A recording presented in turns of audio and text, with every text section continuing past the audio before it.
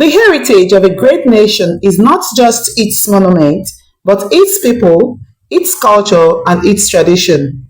And that's why Oraukwu, a town in a Idemili North local government area of Anambra State, southeast Nigeria, celebrated her 2024 New Yam Festival in a grand style. In commemoration of the event, a holy mass was held at the palace of the traditional ruler of Oraukwu Kingdom, His Royal Majesty Igwe Barrister Dr. Emeka Onora, Igwe Chinyereze II. Chineke ji ike niile mere anyị ebere gbaghara anyị mmehie anyị ga wee duru anyị na ndụ ebighị ebi. Amen. Ka anyị rịọ arịrịọ. O sebụl ụwa, ụbọchị tata anyị ji obi aṅụrị asọpụrụ dị nke nwa gị Maria dị ngọzi, onye mụtara anyị Kristi bụ eze kasị eze niile. Anyị ji edamasị anụnwa enye gị ekene isi igwe na obodo ya bụ Oraukwu, na-ayọ azịkwa ngọzi gị site n'ayịyọ nke Maria dị ngọzi, ka amara gị ka na-abawanyelu igwe na obodo Oraukwu ụba, banyere anyị ncha niile aka. Anyị were ezi obi fesie gị n'ụwa nke a na-agafe agafe, anyị soro keta oke n'ọnwụ dị ebi ebi n'eluigwe. Anyị yọrọ site na gị nwere anyị Jesu Kristi nwa gị, onye nke na ya na mmụọ nsọ dị ndụ na-achị ofu Chukwu site n'ụwa ta ụwa niile. Amen.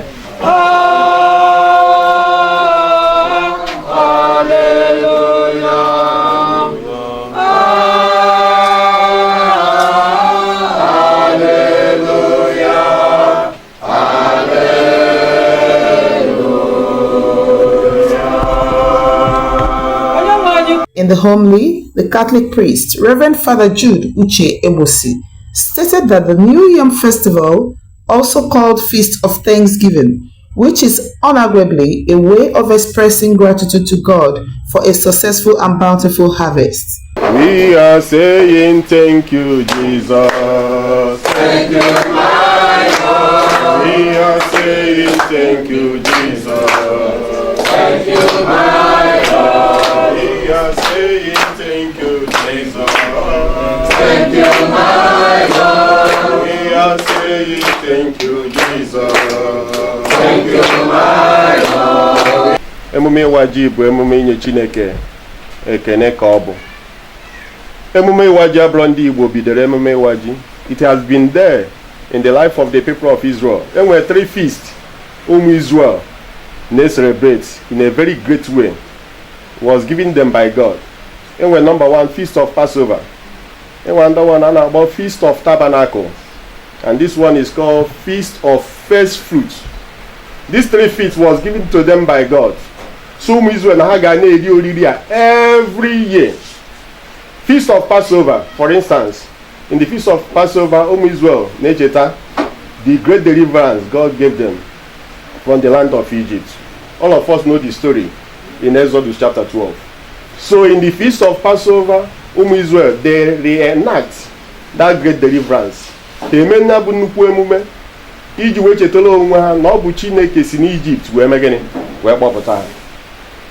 the Feast of Tabernacle, in that feast, God reminds the people of Israel they are sojourners.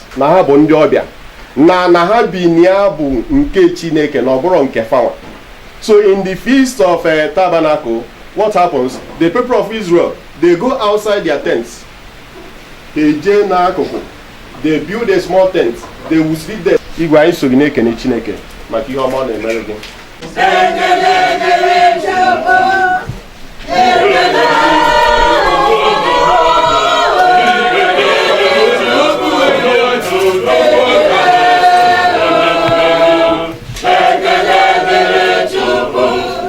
The traditional ruler of Oraukwu Kingdom, His Royal Majesty Igwe Barrister Dr. Emeka Onora, Igwe Chinyereze II, thanked all those that came out to be part of the Mass, including the Catholic priests, Anglican priests, Reverend brothers and sisters, traditional rulers, cabinet chiefs, and others, while pledging His unending delivering of true leadership to all. I need an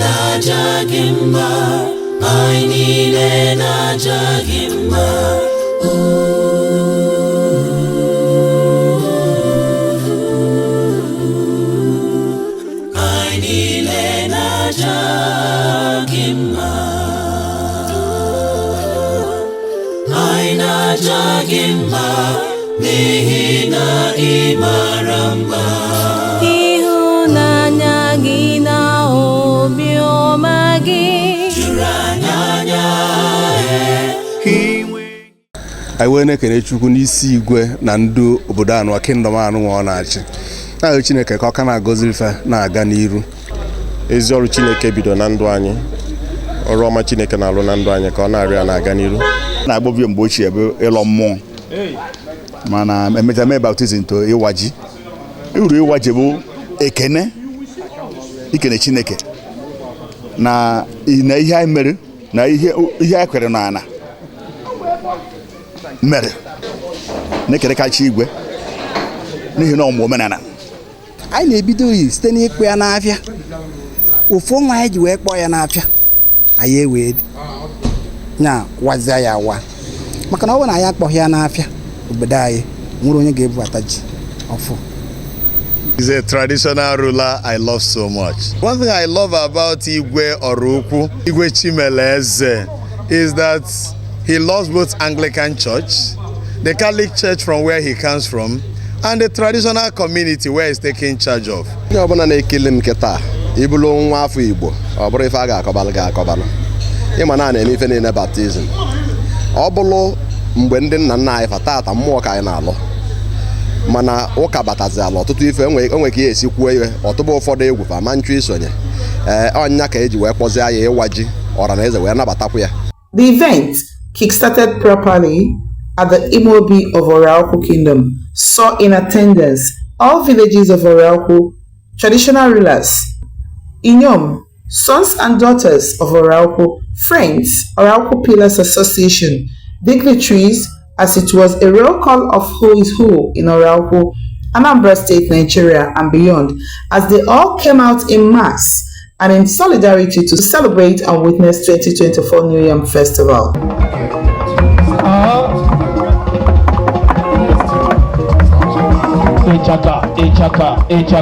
The most anticipated moment came as the chief custodian and the #1 citizen of Oraukwu Kingdom, His Royal Majesty Igwe Dr. Emeka Onuara, Igwe Chinyereze II, arrived to the venue of the event as he was heavenly accompanied by his lovely wife, Ocheze Amaka Onuara, royal cabinet members, obis, traditional rulers, President General, and many more, as he was cheered up by the good people of Oraukwu, and his entrance was heavenly and royally made, as he danced to Ibeze, which is the traditional sound for royalty, after which he proceeded to commissioning of God Knows Mass Transit, which is an initiative of Oraukwu's son, which he did in order to ease the stress in transportation and for the comfort of traveling.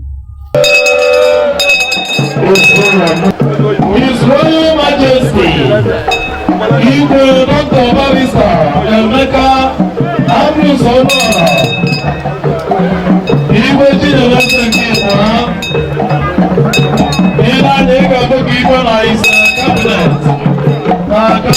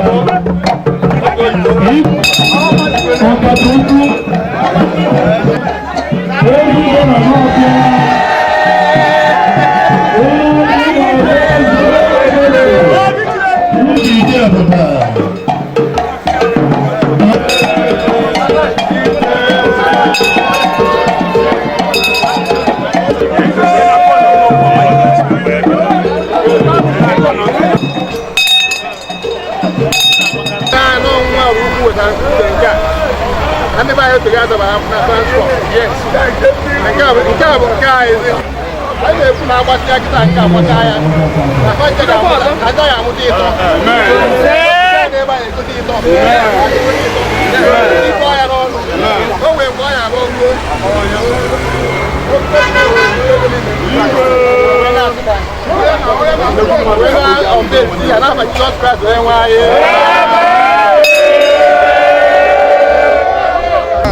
Oraukwu na-ata afụfụ n'ihe gbanyelụ transport ịpụ apụ rinne anyị wee na-esi anya mụbụrụ ezi katuma na ndị be m anyị wee sị ka anyị wepụta nke a wee na-asọpọtụ ndị be anyị ka ndị be anyị wee nwee ike ịdị na-ejegasị ebe dị iche iche ka ọ dịlụ kwa mfe igwe wee si anyị na ọ dị mma omume maka na o teghị etinyebela a na-atụgharị uche ka eme ya bụ ife mana ofu ife ma ọ bụ nke ọzọ a na-egbochie mana Chineke wee mee ebere o wee daba na nke a anyị wee sị ka anyị were ya wee sọpọtụọ igwe wee sọpọtụ obodo na-aga n'ihu na ha ncha bụ obodo na-adị mma afịa bụ God knows motos so tupu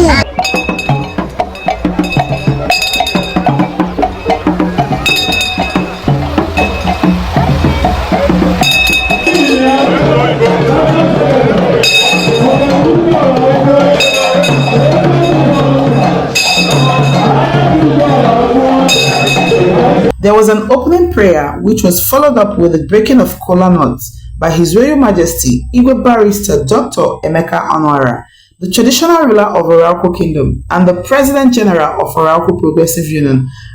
Architect Sir Shedrack Onwasanya delivered the welcome address.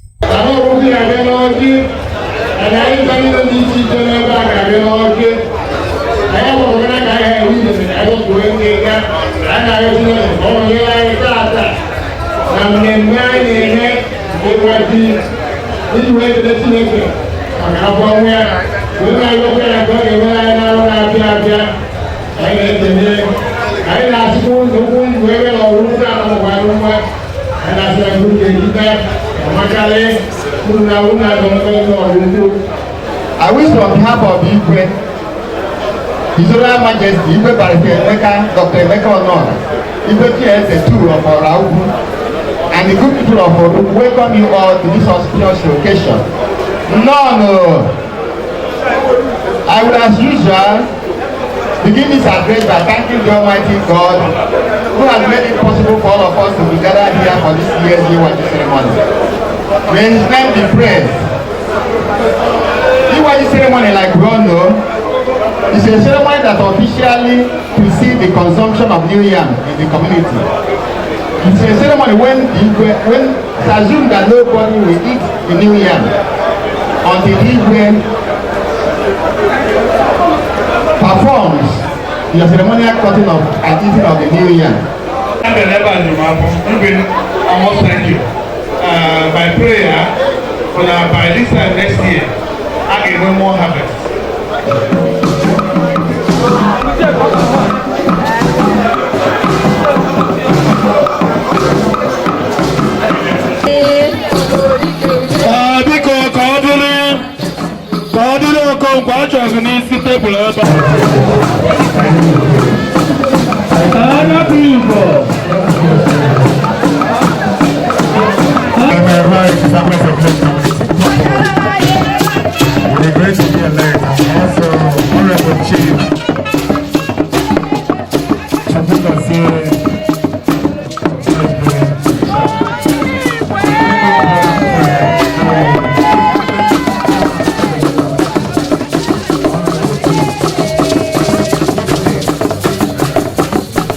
The climax of the event was the cutting of the yam, which marks a new era of 2024 New Yam Festival celebration in Oraukwu Kingdom, and it is only performed by the chief custodian, traditional ruler, which also indicates the eligibility of the people of Oraukwu as they can go ahead and eat their yam respectively.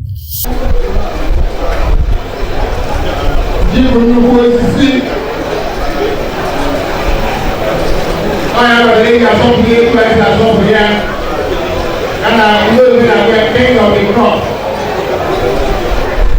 If I make a year, we go to I nowhere. I will for all Ruby. Gina and Ruby,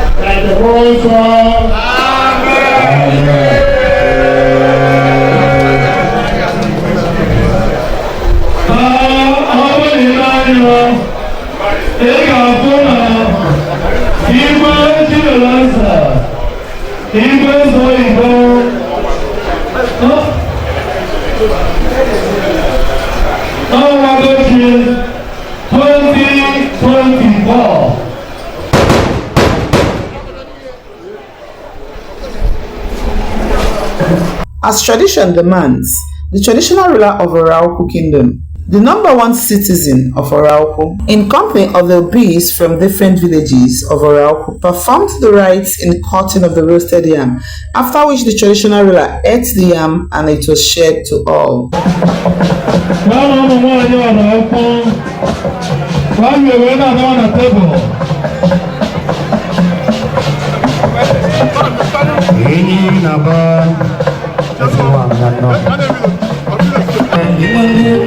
I na kwaro kai waji we libe etu we wu no woni ji ai wa kita ga ahu we bu brai ebe ne ke da we no Oraukwu akwusigo no ai wazi ya tu omo abu ne sube to we bri ba me kolo onu ai we na wazi ya na bankenna na nkobara na nke mmụọ nsọ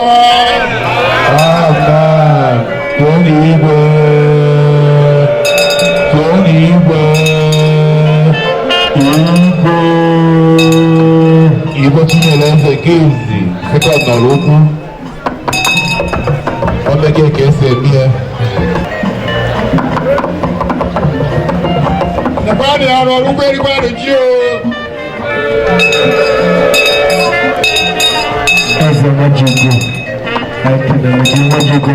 biko Oraukwu ka na-eri ji igwe erikochi ofere mgbanye n'owu bikiriki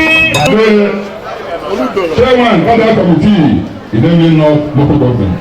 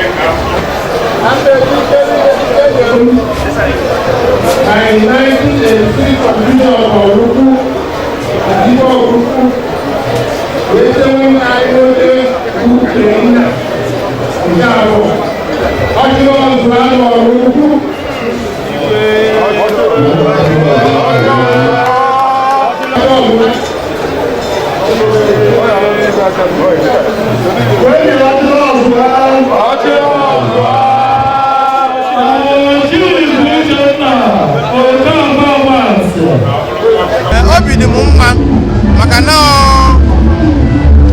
ife igwe fiilu na-eme ma ọ fụrụ na-eme ka o ji wee si n'oye echi m echichi jiri aka ya wee baa m afa. Ihe nna ya n'isi igwe bụ ogologo ndụ na-arụ isi ike ife akụ ihe enwe obi bụ sọ aṅụrị n'echiche echiri di m n'ụbọchị nke taata.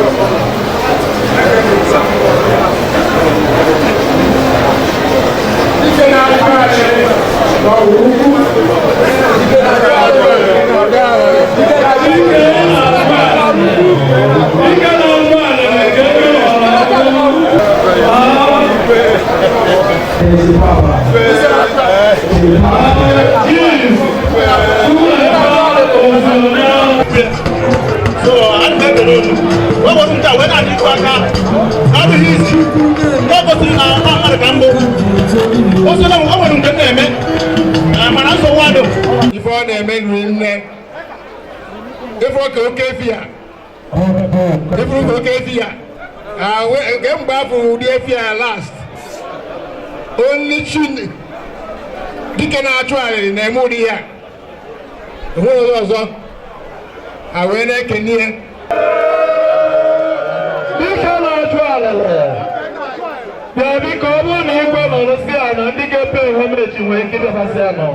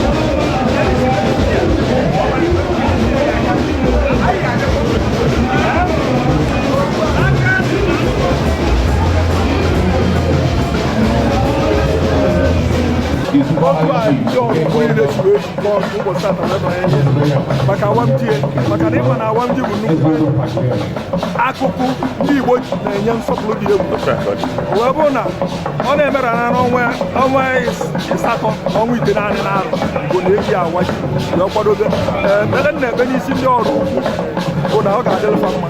Oraukwu apparently is my neighbor. We are good neighbors, we are brothers, and that's why we are here.